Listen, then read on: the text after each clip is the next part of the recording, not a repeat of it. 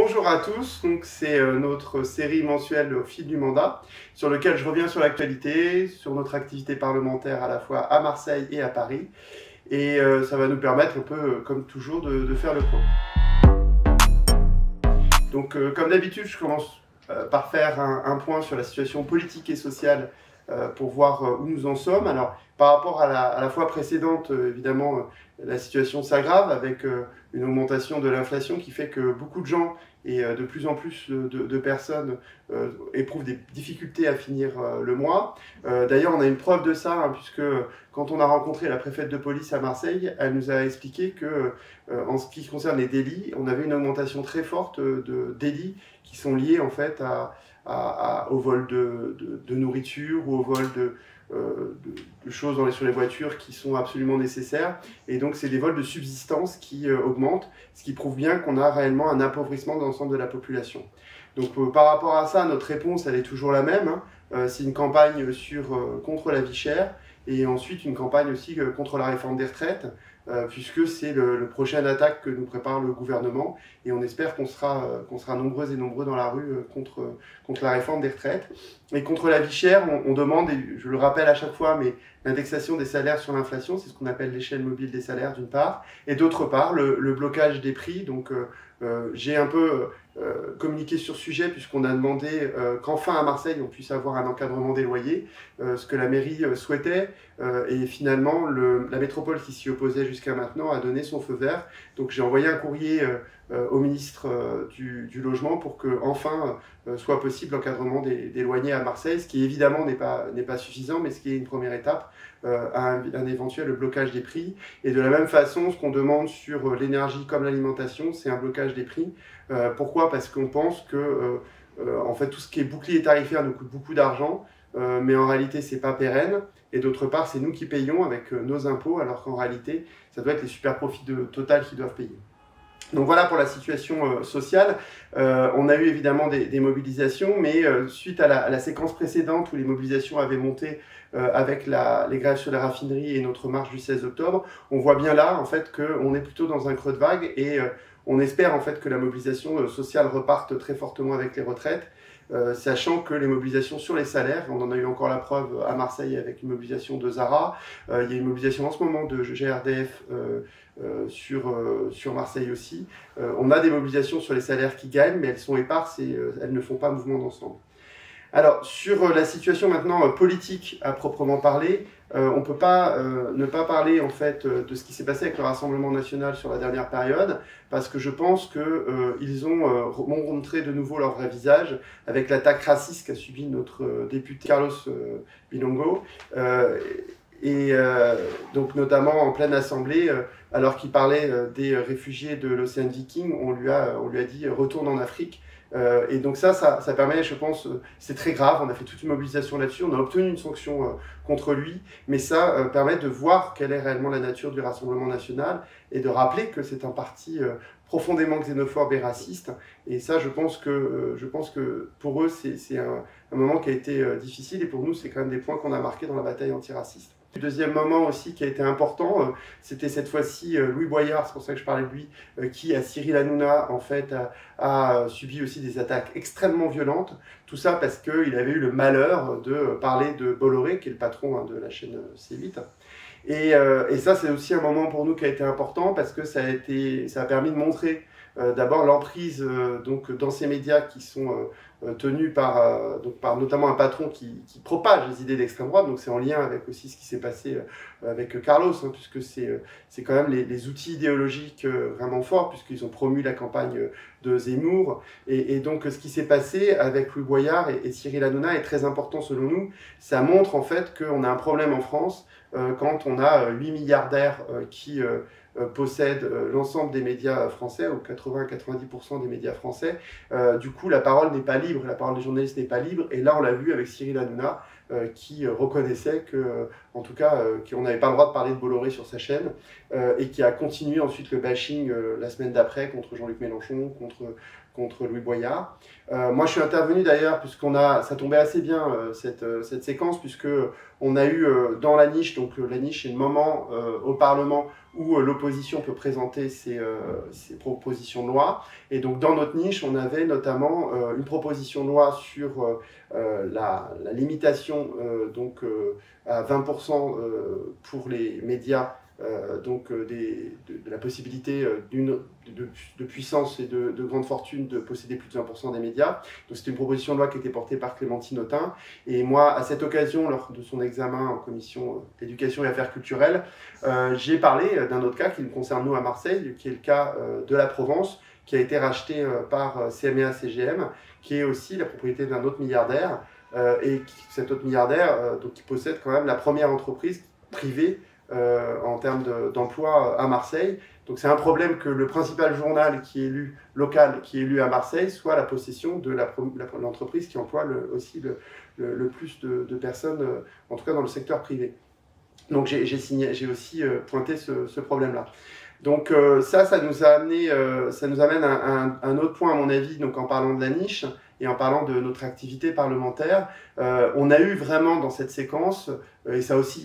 a déstabilisé plutôt le camp macroniste, la preuve que le gouvernement est dans le blocage permanent. Blocage permanent parce qu'on ne cesse d'avoir des 49.3 qui sont dégainés plus vite que son nombre. Elisabeth Borne, c'est réellement Clint Eastwood dans des films de cow-boy. Elle dégaine le 49.3, on n'a même pas le temps de commencer à débattre qu'elle dégaine le 49.3. Et puis on a eu une séquence assez dure à la fin de notre niche sur la réintégration des soignants, où le gouvernement a refusé, parce qu'il savait qu'il allait perdre sur cette question, et il a réellement refusé que nous gagnions, et donc il a multiplié les suspensions de séance, multiplié les amendements, des centaines d'amendements déposés au dernier moment, pour nous empêcher réellement de débattre de ces questions. Et cette opposition aussi complètement stérile, nous l'avons eue sur la corrida, qui était un texte à mon avis important, parce que l'abolition de la corrida aurait été une avancée très importante sur la souffrance animale, et ce n'a pas été possible à cause, encore une fois, d'obstruction parlementaire. Et donc je pense que ces multiplications de 49.3 et d'obstruction sont vraiment importantes, parce qu'elles nous démontrent réellement que le gouvernement ne veut pas en fait d'un pouvoir partagé avec l'Assemblée, et ça passe pas dans le pays. Je pense qu'en plus de la colère sociale, on a vraiment quelque chose qui est du registre de la colère démocratique qui est en train de monter, et ça va avoir des conséquences pour la suite. Donc, autre élément, et à mon avis, un grand moment quand même de la semaine dernière à l'Assemblée, ça a été le vote quasi à l'unanimité de la loi sur l'IVG, donc pour l'inscrire dans la Constitution française. Donc ça a été permis par un accord notamment que nous avons pu avoir avec une partie effectivement de la majorité, et finalement très peu se sont opposés à ça, et donc ça a permis de fracturer la droite et l'extrême droite qui est divisée sur ces questions-là, et donc il y a en fait ça s'est divisé en trois, que ce soit pour la droite ou l'extrême droite, un tiers qui a voté contre quand même cette avancée qui serait une avancée très importante pour les femmes, un tiers qui s'est abstenu et un tiers qui a voté quand même pour. Donc ça, c'est aussi une grande victoire pour nous, puisque c'est un moment où on a fracturé le camp réactionnaire et le camp de la droite et l'extrême droite. Et la question de l'IVG et de son inscription dans la Constitution, c'est pas une petite question quand on voit comment ça a été remis en question aux États-Unis encore récemment, et puis en Pologne et en Hongrie. Et sachez quand même qu'en Hongrie, et on en a beaucoup parlé dans le débat parlementaire, ce qui se passe c'est vraiment odieux, c'est-à-dire que maintenant on contraint les femmes à écouter le cœur du bébé avant d'accepter l'avortement. Donc c'est vraiment une torture qui est absolument inadmissible, on ne voudrait pas voir ça revenir en France. Alors cette question de la bataille pour les droits des femmes, et à mon avis, donc il y a eu aussi 2 manifestations dans lesquelles j'ai participé, mais c'est aussi le moment de revenir un petit peu sur le cas ou l'affaire Adrien Quatennens. Effectivement, c'est quelque chose qui nous met en difficulté en ce qui nous concerne.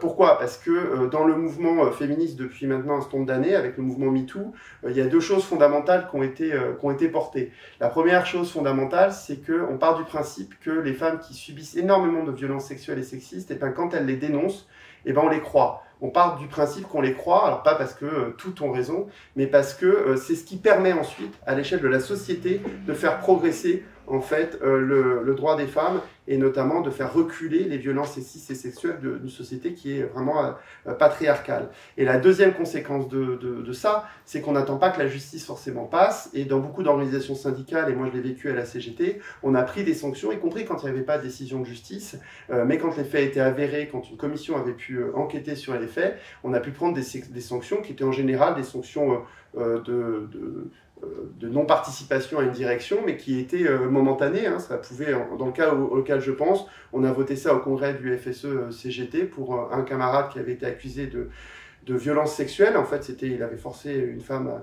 à l'embrasser, et donc alors qu'il était effectivement sous l'emprise de l'alcool, mais c'était pas un facteur qui pouvait l'excuser. C'est en général un facteur aggravant pour les violences sexistes et sexuelles. Et donc on a suspendu sa participation à la direction pendant un mandat, et on l'a contraint à travailler sur ces questions en suivant des formations. Donc voilà comment on avait géré ça dans le monde syndical, indépendamment de la gestion dans le monde de la justice. Donc évidemment, quand Céline Katnins a déclaré en fait avoir subi depuis un certain nombre d'années des violences de la part d'Adrien, il faut écouter la parole des deux, c'est évidemment important. Moi j'ai communiqué sur cette question en partageant le communiqué en réalité de la gauche éco-socialiste organisation à laquelle j'appartiens, mais néanmoins à partir du moment où on a été et on soutient MeToo, on ne peut pas ne pas entendre la parole de Céline Katnins, et ensuite on verra, et c'est ce qu'on fait nous au sein du groupe, et je trouve que jusqu'à maintenant nous avons été exemplaires, quoi qu'en disent nos détracteurs, puisque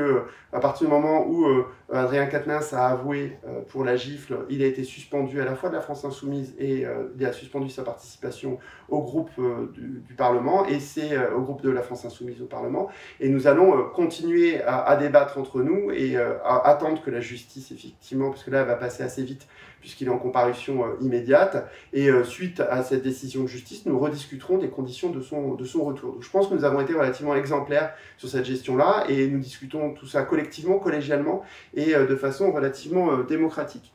Je vais en venir maintenant à notre activité parlementaire localement. J'ai retenu trois faits saillants. Le premier, c'est l'Ocean Vikings. Donc évidemment, il a, vous le savez, débarqué à Toulon, et je suis allé en fait voir les conditions d'accueil des réfugiés, discuter avec les associations. Tout ce que j'ai pu dire c'est que globalement les conditions d'accueil, les 3-4 jours où ils sont restés dans le centre de vacances qui avait été donc fourni par le comité d'entreprise d'EDF, les conditions d'accueil étaient bonnes, les salariés et les associatifs qui étaient là ont fait un travail exemplaire d'accueil de ces réfugiés. Et donc ça, je voudrais remercier à la fois l'appareil d'État, enfin, la préfète et tous ceux qui ont travaillé à cet accueil. Néanmoins, il y avait un gros souci, c'était que ces réfugiés arrivent, ils étaient en fait comme s'ils n'étaient pas en France. Hein. C'est un peu comme quand on est dans une zone d'aéroport, ils ont décidé que ce lieu d'accueil n'était pas la France, et qui donc les réfugiés qui étaient là on devait évaluer en fait si leur demande d'asile était justifiée ou pas avant même que la demande soit déposée. Et ça, cette demande-là et cette évaluation-là ne s'est pas faite dans de bonnes conditions. Ils évaluaient 90 dossiers par jour avec souvent des personnels qui étaient de l'OFPRA qui n'étaient pas habitués à ce type d'évaluation-là, hein, ils sont habitués à les évaluations sur le long cours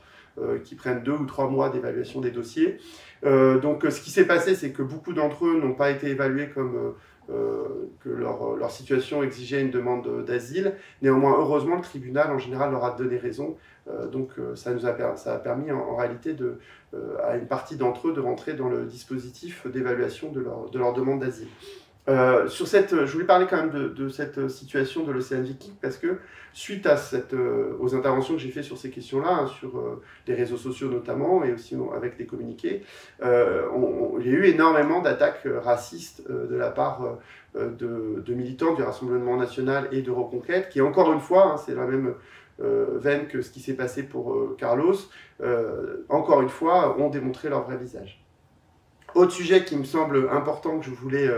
signaler, c'était la question de l'attaque frontale contre les lycées professionnels qui se sont donc mis en grève donc récemment. Pourquoi une attaque? Parce qu'on est en train de revoir à la baisse les enseignements qui sont faits dans ces lycées professionnels pour augmenter la part qui est faite en apprentissage. Alors tout ça part en général d'un bon principe qui consiste à dire « Ah bah finalement on apprend mieux quand on est chez l'employeur ». Et je l'ai expliqué à plusieurs reprises, y compris à la télé, à France 3 quand j'ai été interviewé, qu'en réalité on confond deux choses. On confond la qualification et la compétence. Ça se comprend très bien pour l'anglais, c'est-à-dire que les uns et les autres, on a besoin de parler en anglais dans des tas de situations, y compris pour des situations quand on a un travail manuel ou quand on a un travail dans les services et qu'on intervient même s'il n'est pas hautement qualifié, c'est-à-dire qu'on est au niveau Bac Pro ou au niveau BTS, qui est déjà une qualification quand même Bac plus 2, mais quand on intervient dans un certain nombre d'endroits, on a besoin de parler anglais et ce n'est pas votre patron qui va vous apprendre l'anglais. Ce qui est compréhensible pour l'anglais, c'est vrai pour des tas de qualifications. On a besoin de qualifications en maths, on a besoin de qualifications en français. Et ça nous a été rappelé très bien par une visite, et je fais la transition, de la Maison de l'Apprenti, qui est une formidable expérimentation à Marseille depuis maintenant 50 ans, où en fait ils prennent n'importe quel jeune, des jeunes qui ont souvent eu mal à partir avec la justice et qui arrivent là, parce que c'est la dernière porte qu'on leur ouvre, et ils ont en gros plusieurs ateliers, coiffure, agriculture, ferronnerie, garage, cuisine, et les jeunes peuvent venir, ils s'inscrivent chaque jour quand ils viennent, et avec un éducateur spécialisé sur chacun des ateliers, en fait, ils progressent et on leur redonne confiance. Et ça leur permet de voir, et ça c'était les discussions qu'on avait avec l'éducateur spécialisé, que c'est là où les jeunes qui ont été souvent déscolarisés ou qui sont dans des scolarités un peu compliquées, prennent conscience qu'ils ont besoin de qualifications qui sont enseignées à l'école, et ça leur permet de revenir dans le secteur scolaire. Donc c'est pour ça que cette casse du lycée professionnel est absolument délétère, et en réalité c'est pas ce que demandent les employeurs, parce que les employeurs ils ont besoin de savoir que les jeunes ils parlent correctement français, ils font pas trop de fautes d'orthographe, ils parlent des langues étrangères, ils ont les éléments de base en mathématiques, etc., qui leur permettent d'utiliser l'ensemble des outils numériques. Donc moi je crois que c'est une expérience qui était très intéressante et c'est pour ça qu'on voulait en parler. Dernier aspect dont je voulais vous parler, c'était l'inauguration évidemment du local. Donc notre local est là depuis le mois de septembre, mais on a fait une inauguration il y a maintenant une semaine et 2-3 jours. Donc c'était bien, puisqu'en fait, je remercie tous ceux qui sont passés, que ce soit les acteurs de la mairie centrale, le maire du secteur, des députés comme Manuel Bompard ou Thomas Porte, et puis d'autres acteurs, les voisins, des acteurs du quartier, etc. Ce fut un moment convivial et sympathique. Et ensuite, donc ça c'était un moment qui était avant tout convivial et sympathique, et je remercie quand même Maëva et Pauline Tournier, qui ont vraiment organisé cet événement et qui sont mes collaboratrices à Marseille. Et puis on a poursuivi le travail localement avec une assemblée de circonscription ce vendredi,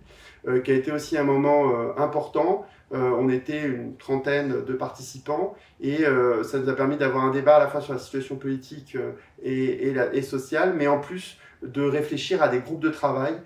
Donc on a décidé de plusieurs groupes de travail, un sur l'école, un sur la culture, un sur l'écologie notamment et sur les transports, et on a acté à cette assemblée qu'on allait lancer à la fois une grande campagne sur la gratuité des transports en commun, puisqu'ils sont menacés à Aubagne, et on voudrait faire porter cette revendication aussi à Marseille, et puis en même temps c'est la seule façon aussi c'est la gratuité des transports, de résoudre le problème de la pollution, plutôt que les zones à faible émission, les ZFE, qui sont en train d'être mis en place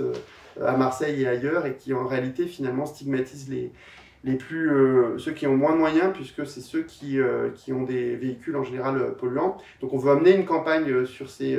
questions-là, puisque les ZFE vont être mis en place en janvier à Marseille. Et enfin, il y a eu beaucoup de discussions sur comment faire vivre la NUPES au sein de la circonscription, et on a décidé de régulièrement refaire des assemblées générales, même en absence, de l'ensemble des militants de la NUPES qui souhaitent travailler dans ces groupes de travail. Et ça, c'est une très bonne chose, car on le rappelle, hein, je voulais en parler, mais je pense que je n'aurai pas le temps, c'est qu'effectivement, dans les trois camps, l'extrême droite a été un peu affaiblie dans la période, et la Macronie aussi. On ne sait pas si on aura une dissolution, mais notre camp, pour qu'il reste renforcé et qu'on puisse gagner des élections générales, il faut que nous restions unis, et moi j'insiste toujours là-dessus, et rester unis, ça veut dire que la NUPES doit être vivante et forte, et ça s'ancre d'abord localement. Voilà. Cette fois-ci, on n'a pas eu de questions, donc je pense que c'est vrai que la prochaine fois, si vous avez envie de me poser des questions, n'hésitez pas. On n'avait pas relancé ce coup-ci, mais c'est un exercice qui est intéressant, que moi j'ai bien aimé la dernière fois, donc n'hésitez pas à nous poser des questions pour la prochaine fois.